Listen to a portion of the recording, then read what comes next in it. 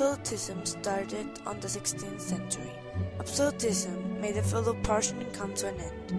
It was characterized by the consolidation of power with the monarch, the rise of state power, the unification of the state laws, and the decreasing influence of the church and the nobility. In absolute monarchies, there were also professional armies and bureaucracies.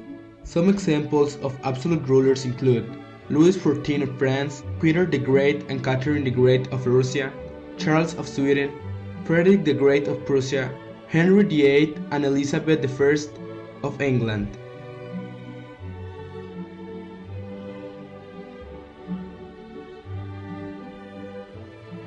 Richelieu was a starter of absolutism in France, and he was the prime minister of Louis XIII.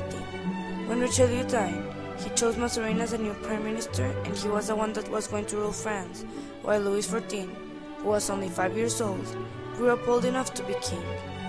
Since he was little, Louis had been taught that kingship was the highest calling on earth, and that a king's powers were only limited by God. When he ruled, he used everything that Mazarin had taught to him, and he had a very good control of the state. When Louis XIV grew up, he continued doing the same and started constructing Versailles Castle. Then, when Louis XV was born, he couldn't take control over the country immediately, so Mazarin taught him how he needed to govern in the future, and the absolutist government was still the type of government that France had.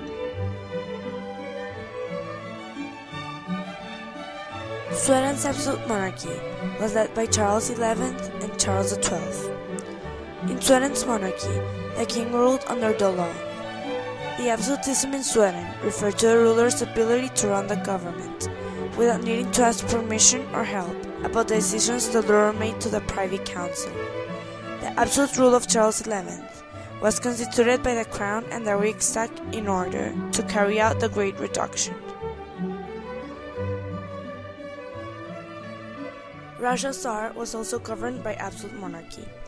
Peter I reduced the power of the nobility and strengthened the central power of the Tsar, establishing a bureaucracy and a police state.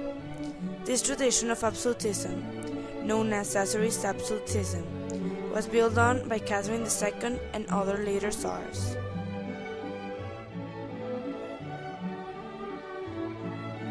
In Prussia, Frederick the Great remains one of the most famous German rulers of all times for his military successes and his domestic reforms that made Prussia one of the leading European nations.